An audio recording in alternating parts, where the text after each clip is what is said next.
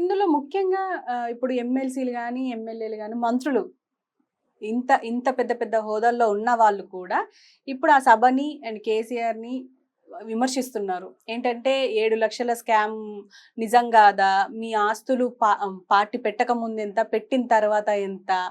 And operation కాగా ఆపాలి అని చెప్పేసి అంటున్నారు. మీ హయాంలో ఎంతమందిని మావోయిస్టులను చంపలేదు. ఇప్పుడెందుకు ఆపాలి అని అంటున్నారు. చర్చలకు పిలవాలి అని చెప్పేసి మీరు అంటున్నారు. ఇదంతా అవకాశవాదం గాదా? అని చెప్పేసి ఇలాంటి విమర్శలు వినిపిస్తున్నాయి. అమ్మా! ఏమంటారు? అయితే అందులో భాగంగా నేను చెప్పేదేందంటే, వాళ్ళు ఇప్పుడు ఎన్ని హార్డ్ డీల్స్ సృష్టించినా గూడా బ్రహ్మాండంగా సభ మాత్రం బ్రహ్మాండంగా సక్సెస్ అయింది. అయితే వాళ్ళనే పదాలు ఏవైతే ఉన్నాయో, ఉచ్చరించే పదాలు గానీ, ఏవైనా గూడా అసలు నిజంగా గూడా ఒక రాజకీయ పార్టీ నాయకులుగా మాట్లాడితే, నిజంగా గూడా అందరం గూడా రాజకీయాలు చేసేటప్పుడు అందరి గురించి శ్రేయస్సుగా మాట్లాడాలి. అందరి శ్రేయస్సు గురించి మాట్లాడాలి. మనం ఎవరం చేసిన ప్రజల కోసం చేస్తున్నప్పుడు ప్రజల గురించే మాట్లాడిపోయి వ్యక్తిగతంగా ఎందుకు తీసుకుంటాం? ఈరోజు మీరు స్కామ్ల గురించి మాట్లాడుతున్నారు. 7 లక్షల స్కామ్, అవును 7 కదా. లక్షల కోట్లు. నేనేమంటే ఒక రాజకీయ నాయకుడు అనేవాడు వాలంటరీ, స్వచ్ఛంద సేవ చేసేవాడే ప్రజలకు. సొంతంగా ధనాన్ని సంపాదించుకొని సొంత ఆలోచన విధానాన్ని ఒక సమూహం యొక్క ఆలోచన విధానంతో జతగట్టి, అంటే సమూహం అంటే పార్టీ, ఆ పార్టీ ఆలోచన విధానం లైక్ మైండెడ్ అంటారు కదా, ఆ విధంగా నీ ఆలోచన విధానానికి ఏ పార్టీ అయితే సరిపడుతుందో ఆ పార్టీలో మెంబర్షిప్ తీసుకొని ప్రజలకు సేవ అనేది సబ్జెక్టు. దీంట్లో వీళ్ళు ఇంత పెద్దలుగా వయసు వచ్చిన వాళ్ళుగా మంత్రులు అయిపోయి, ఎమ్మెల్యేలు అయిపోయి, తర్వాత ఎంపీలు అయిపోయి, ఇంత పెద్ద నాయకులుగా స్థిరపడ్డ తర్వాత కూడా ఇలాంటి స్కామ్ల గురించి ఆనాడు డబ్బు వాళ్ళ దగ్గర ఎంత ఉండే, ఈరోజు ఎంత అయింది లెక్క కడదామా, కమిషన్లు వేద్దామా, సిట్టింగ్ జడ్జీలతో కమిషన్లు వేద్దామా, ఏందండి విచిత్రంగా. అంటే రాజకీయ నాయకులు అంటే ప్రజాధనాన్ని దోచుకునే వాళ్ళు అనే క్రియేషన్ మీరు చేస్తూ ఉన్నారు. ఇక్కడ చూడు, మేము ఎప్పుడు కూడా కేసీఆర్ గారు ఎవరినేం అనలేదే, ఎప్పుడు టీఆర్ఎస్ పార్టీ, ఇప్పుడు మీరు అంటున్నారు కాబట్టి మేము స్టార్ట్ చేసినాం. అంటే ఇప్పుడు వాళ్ళు 24 గంటలు మమ్మల్ని దొంగ మోసం చేసిర్రు, మొత్తం తెలంగాణ ఆగం చేసిర్రు, తెలంగాణ ఖజానా మొత్తం ఏంది ఊడ్చి నాకేసిర్రు అన్నంత సినిమా వాళ్ళు మాట్లాడుతున్నప్పుడు మేము జవాబు ఇవ్వాల్సిన బాధ్యత ఉంది. కాబట్టి ఇప్పుడు మేము టిట్టేట్లాగా మేము మాట్లాడాల్సిన మజ్బూరులోకి వచ్చేసినాం. డిఫెండ్ చేయాలి కదా, లేకపోతే అది నిజమవుతుంది. అంటే అవతలోడు దొంగ అంటే మేము జవాబు ఇవ్వలేమని మేము నిజంగా దొంగమవుతాంగా. ఇది విచిత్రమైన పరిస్థితి. కాబట్టి మేము ఇప్పుడు ఎదురుదాడికి దిగాల్సిన పరిస్థితిని వాళ్ళు కల్పిస్తూ ఉన్నారు. అంటే వాళ్ళన్నమాటనే నేను ఏమంటున్నానంటే,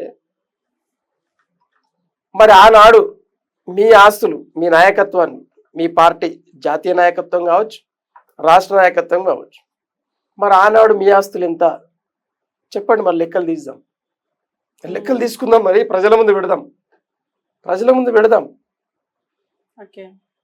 తప్పేం లేదు కదా, లెక్కలు తీయండి. మరి కమిషన్ మీ దగ్గర అధికారాలు, ఇప్పుడు కేంద్రంలో భారతీయ జనతా పార్టీ ఉంది, రాష్ట్రంలో కాంగ్రెస్ పార్టీ ఉంది అధికారంలో. మరి మీరు లెక్కలు తీయండి భయ్, మీదికి తీయండి, మాదికి తీయండి, ఎవడొద్దన్నాడు. కానీ దీన్ని మన మీద ఒక్కరిని చూసి ఒకరం ఓర్చుకోలేక ప్రజలను పక్కదారి పట్టించే క్రమంలో విలువ తీసుకునే మాటలు మాట్లాడంటే విలువ తీయబోయి విలువ తీసుకోవడం అంటారు. మా విలువ తీద్దామని అంటే మా విలువ ఇంకా గొప్పదవుతుంది కానీ తగ్గిపోదు. ఎందుకు తగ్గిపోదు అంటే, మీకు మాకు జమీన్ ఆస్మాన్ ఫరక్. ఈరోజు భారతదేశంలో తెలంగాణ ఉద్యమానికి ప్రపంచ ప్రఖ్యాతిగాంచినటువంటి పేరు ప్రఖ్యాతులు ఉన్నాయండి.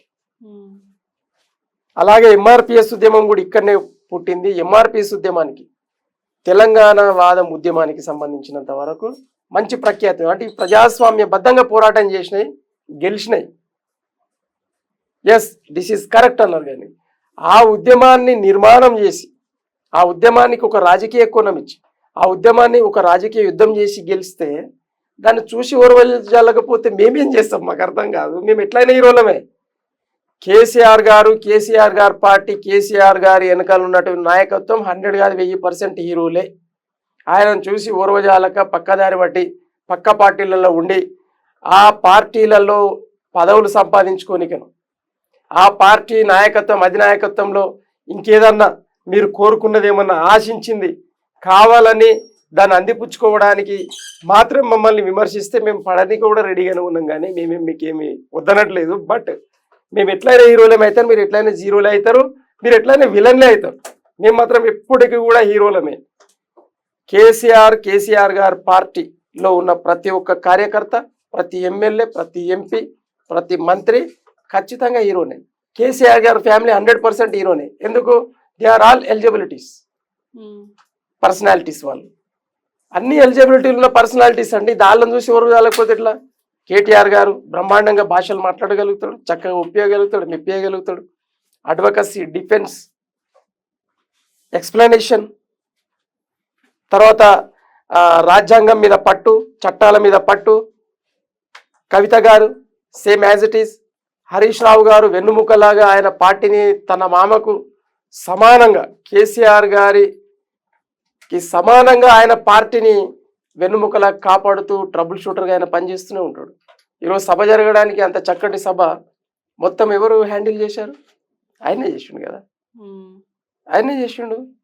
హరీష్ రావు గారు వెనకాల ఉండి మొత్తం కంప్లీట్గా డెడికేటెడ్ పర్సనాలిటీస్. వాళ్ళని చూసి ఎవరకపోతే ఎట్లండి? అంటే మనం ఎప్పుడు కూడా మంచిని మంచి అనడం నేర్వాలి, చెడుని చెడనమని నేర్వాలి. మీరు అంటున్నారు అవినీతి ఆరోపణలు కేసీఆర్ గారి మీద చేస్తున్నారు. ఆయన ఓపెన్ ఆఫర్ ఇచ్చిండండి.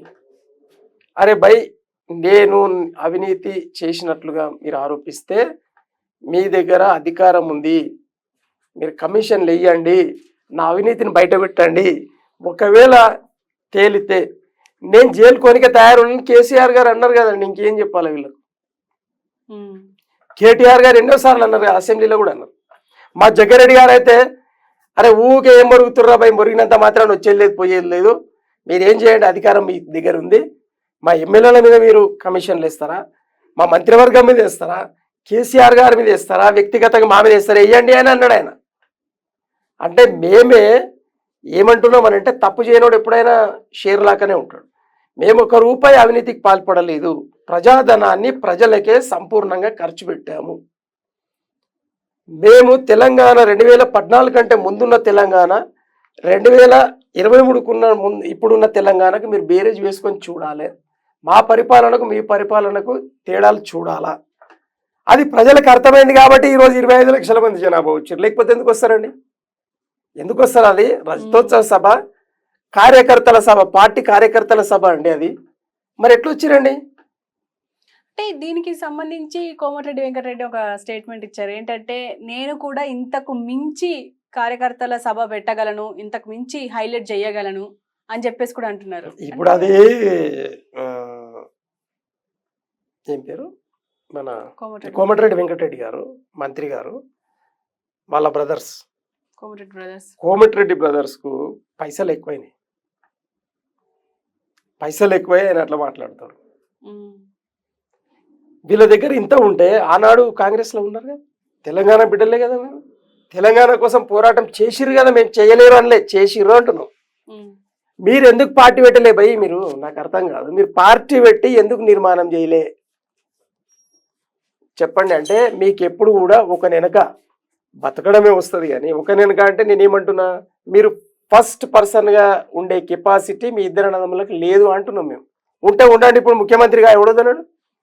మీరు ముఖ్యమంత్రి కాండి, మీరు ముఖ్యమంత్రి ఆ మాట మాట్లాడండి, వద్దనట్లేదు కదా. ఈరోజు రేవంత్ రెడ్డి గారు ముఖ్యమంత్రి ఉన్నారు, ఈరోజు రేవంత్ రెడ్డి గారు ముఖ్యమంత్రులు. మీరు ఆనాటి నుండి మొత్తం కాంగ్రెస్ పార్టీని మోసిన వాళ్ళు, నడిపిన వాళ్ళు కదా. మీరు ఎందుకు ముఖ్యమంత్రి కాలే? మీరు ఎందుకు కాలేదు? ఎక్కడో ఉన్న తెలుగుదేశంలోకి వచ్చిన రేవంత్ రెడ్డి గారు ఎట్లా ముఖ్యమంత్రి అంటే మరి దాన్ని మీరు అనాలసిస్ చేసుకోవాలి. కానీ ఇక మీ కోపాన్ని తెచ్చి, మీ డబ్బుని తెచ్చి కేసీఆర్ గారిని మీద కోపం పెట్టి మేము మా ఇష్టం ఉన్నట్టు మీ ఇంతకంటే గొప్పగా చేస్తామంటే చెయ్యండి, చేసి చూపెట్టండి. ఎవడొద్దన్నాడు? ఎవరొద్దన్నారు మిమ్మల్ని? అంటే ఈరోజు కేసీఆర్ గారు ఎంత గొప్ప వ్యక్తిత్వం అంటే, తెలంగాణలో ఉన్న ప్రతి పౌరుడు గొప్ప నాయకుడుగా కావాలని కోరికతో ఉన్నటువంటి వ్యక్తి. మా పార్టీ నాయకులలో ఏ కార్యకర్తను మీరు తట్టి లేపినా ఇట్లా ఇంటర్వ్యూస్ తీసుకుంటే ప్రతి కార్యకర్త ఇదే లెవెల్లో మాట్లాడతారు, ఇదే పిచ్చితోటి మాట్లాడతారు. కారణం ఏంది అంటే లీడర్షిప్ డెవలప్మెంట్ క్వాలిటీస్ను డెవలప్ చేయాల్సిన అవసరం ఉంది. కాబట్టి ఆయన మొదటి నుంచి కూడా తెలంగాణ ఇస్తే కాంగ్రెస్లో కలుపుతా అన్నాడు కదా. అవును.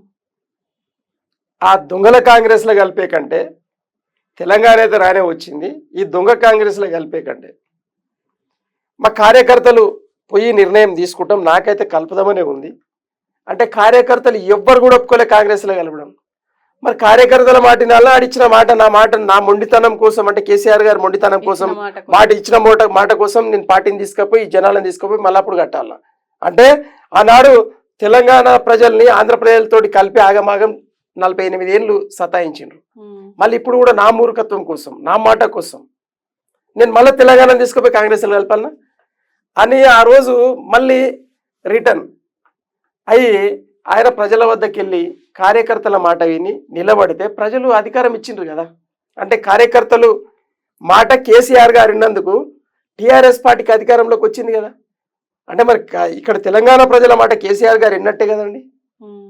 అంటే దాన్ని కూడా తీసుకుపోయి కేసీఆర్ గారు మోసగాడు, కాంగ్రెస్